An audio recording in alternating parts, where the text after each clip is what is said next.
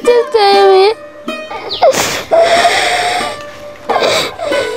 বাবার মর্মান্তিক মৃত্যুতে বিলাপ থামছেই না পঞ্চম শ্রেণীতে পড়ুয়া অসুস্থ মাহফুজের। কদিন আগে বাড়ি থেকে সাভারে যাওয়ার সময় বাবার প্রতিশ্রুতি ছিল ফিরে এসে অপারেশন করাবে তার। এখন বাবা নেই, আয় রোজগারেরও নেই কেউ।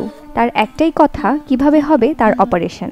আমার দুইটা অপারেশন আছে, এবার টাকা ধরে আমার অপারেশন করবো। এখানে আমার অপারেশন কি করবো, আমার বাবা নাই,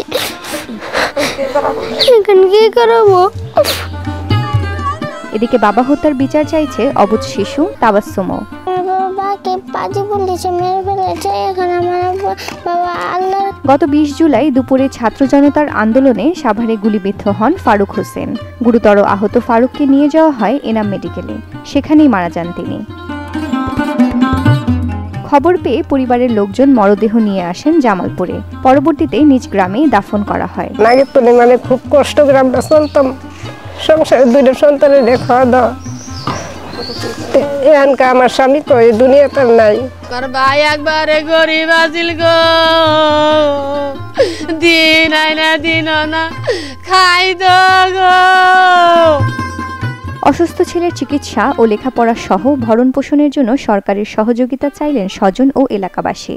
এখন পরিস্থিতি খুব খারাপ, ওনার সংসারে কেমনে চলবে এটা খুব, আমরা যারা আত্মীয় স্বজন এলাকাবাসী আছি কিছু কিছু দিয়ে চলতেছে।